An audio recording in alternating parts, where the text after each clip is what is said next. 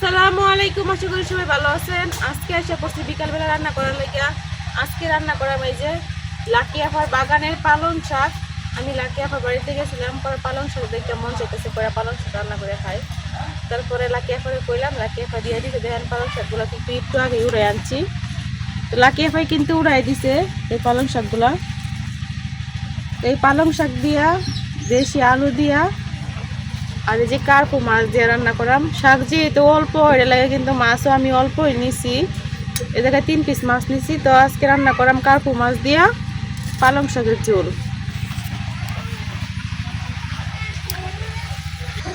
এই শাকটা আমার কাছে শাকের চাইতে মানে শাক ভাজি করেও তো খায়, তো শাক ভাজির চাইতে কিন্তু এই ঝোলটাই আমার কাছে বেশি ভালো লাগে। এটার লেগে আমি আনছি যে আজকে ঝোল রান্না করে খাই।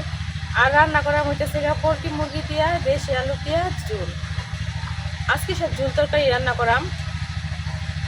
আমি কিন্তু মাংস রান্না করার লেগে আলু সিদ্ধ বসাই দিচ্ছি। আজকে সিদ্ধ আলু দিয়ে মাংস রান্না করাম।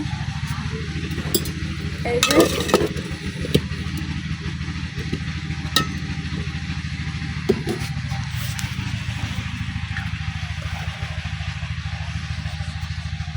প্রথমে আমি শাকগুলা কাটতে নিতেছি।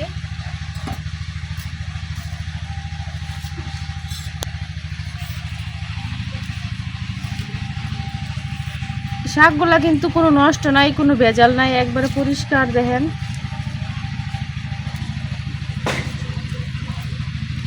আর হাত দিয়ে বটায় বটায় দিছে। এটার লাগে আমি শাকগুলো থেকে কিছুই ফালাইতাম না, সবগুলো শাকই ভালোভাবে নিয়ে পরিষ্কার করে ধুয়ে নেম।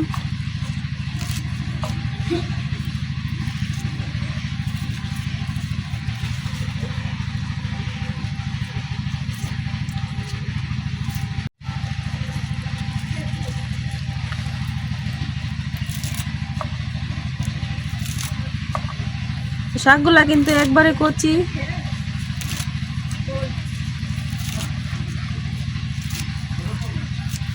এখন সবগুলো শাকই কিন্তু আমি এভাবে কাটতে লইয়াম। সবগুলো পালং শাক কিন্তু আমি কাটতে নিচ্ছি। এই যে এক বাটি শাক হয়েছে। মাঝখান দিয়ে আমি আলুগুলো সিলাই নিচ্ছি। এখন আমি আলুগুলো কাটতে নেম। আলুগুলা শাকের লগে রান্না করার দিকে কিন্তু একবারে ছোটো ছোটো করে কাটতেছি। এই যে এরকম ছোটো ছোটো করে কাটতেছি।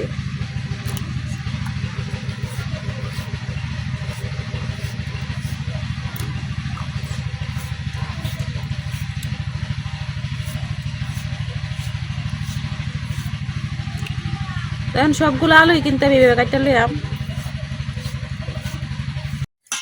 তো আমার আলুগুলাও কিন্তু কাটা হয়ে গেছে গা। এখন আমি শাক আর আলু সব কিছু কিন্তু খুব ভালোভাবে ধুয়ে নেব। শাকগুলো ধোয়ার লাগে একটা বালতিতে নিয়ে নিতেছি, কারণ বালতির মধ্যে পরিষ্কারভাবে ধোয়ান যাইব।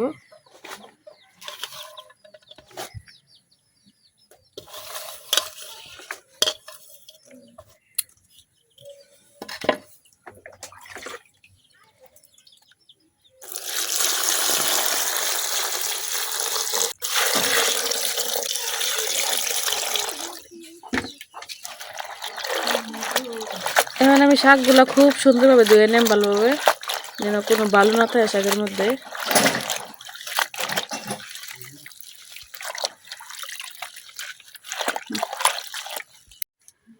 শাক শাক কিন্তু আমি পয়সা করে ধুয়ে একটা চাটনির মধ্যে দিয়ে দিছি পানি নিগড়ানোর লাগিয়া। আর এতে আমি আলুগুলো ধুয়ে একটা বাড়ির মধ্যে নিয়ে নিছি। মাছগুলো পয়সা করে ধুয়ে নিছি। এখন মাছগুলো ভাজি করার লাগে লবণ আর হলুদ দিয়ে নিলাম। হলুদ,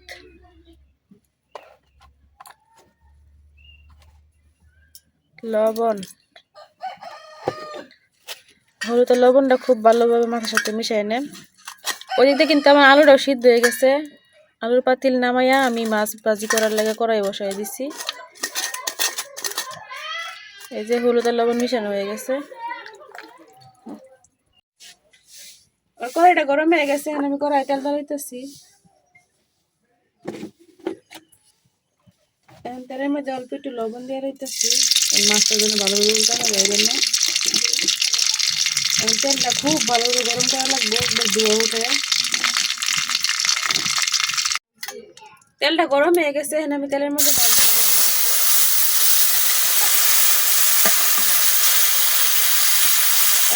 উল্টে উল্টে ভাজে না।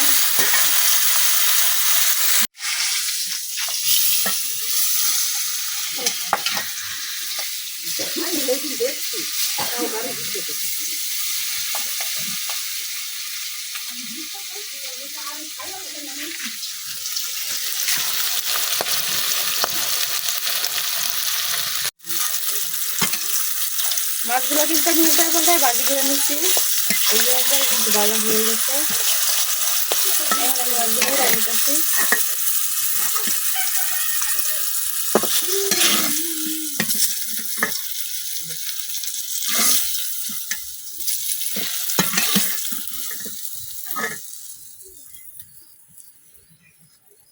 এখন এই তেলের মধ্যে দিয়ে দিতেছি কাটতে রাখা পেঁয়াজ।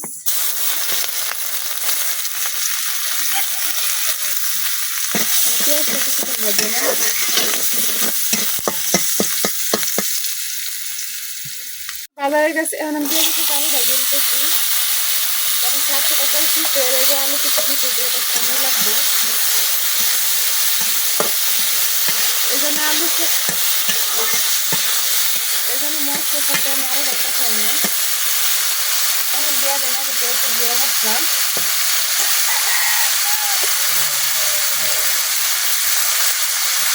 হলুদ,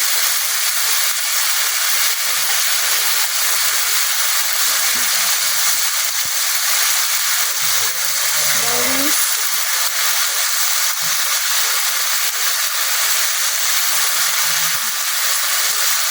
লবণ,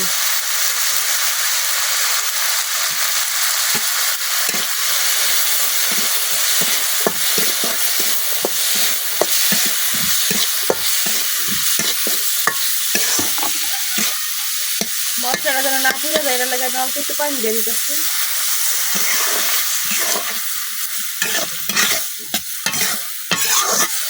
এখন আমি আলুটা কিছু কষাই না। মশলার সাথে কিন্তু আমি আলুটা খুব ভালোভাবে কষাই দিচ্ছি। এই দেখেন একবারে উপরে তেল ছেড়ে দিচ্ছে। এখন দিয়ে দেবো ধুয়ে রাখা শাকগুলো।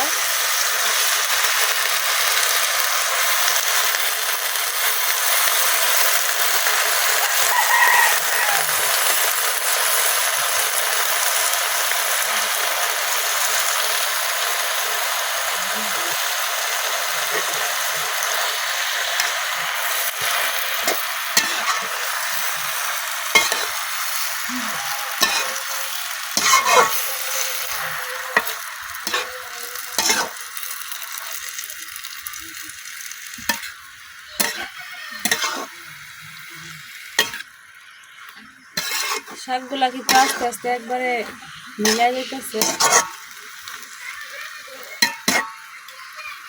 তো এখন আমি ডাইটটা কিছুক্ষণ কষাই দেন।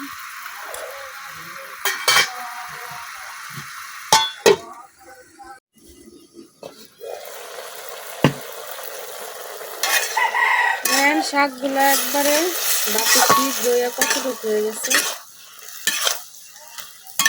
আর নিজের বাগানের শাক দেখে কিন্তু বেশি একটা পানি ওঠে নাই।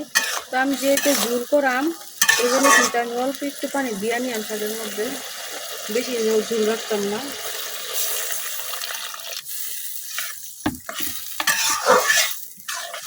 আমার কিন্তু এতটুকু হইব।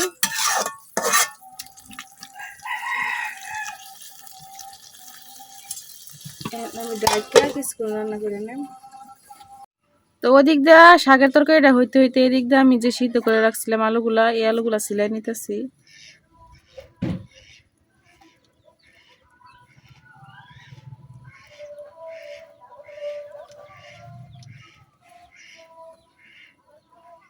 হাত দিয়ে চাপ দিয়ে ভেঙে দিতেছি।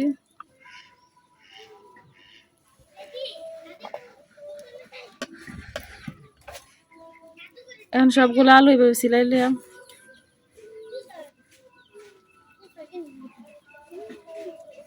তো এই যে আমি কিন্তু সবটি আলু সিলাই নিছি, আমার আলুগুলা সিলানো হয়ে গেছে। এখন দেখি আমার তরকারি কি খবর।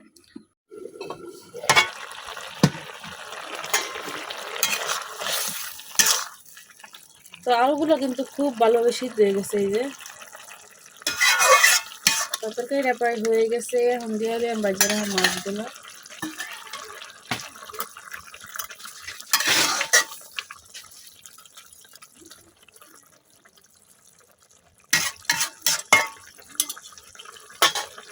এখন আমি ডাইকে আরো কিছু রান্না করে নেব।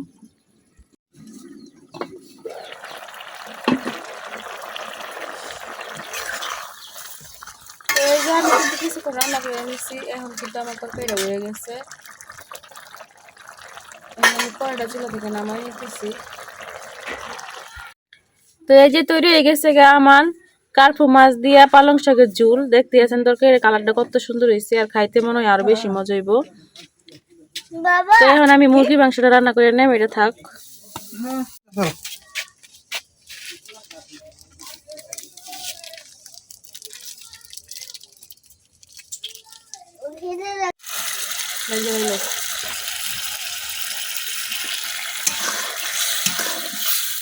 আমার ক্যামেরাম্যান আসছিল না কাছে, এই জন্য কিন্তু আমি তরকারিটা বসাই দিছি, আপনাদেরকে দেখাইতে পারি নাই। তো এই যে আমি এখন মাংসটা কষাই নেন, দায়িত্ব মাংসটা কিছুক্ষণ কষাই নেন। আমার মাংসটা কিন্তু হালকা কষানো হয়েছে, এখন আমি করে দিয়ে দিলাম সিদ্ধ করে রাখা আলুগুলো।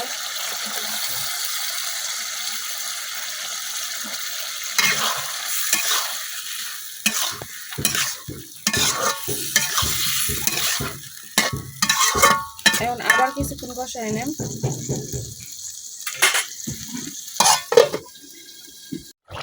মাংস কষায় আমি কিন্তু মাংসের মধ্যে একবারে ঝোল দিয়ে দিছি। এই যে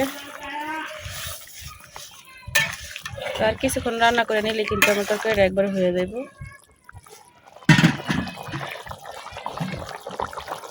এখন আমি আর কিছুক্ষণ রান্না করে নেব, ঝুড়ে কিন্তু বলক আসে তরকারি।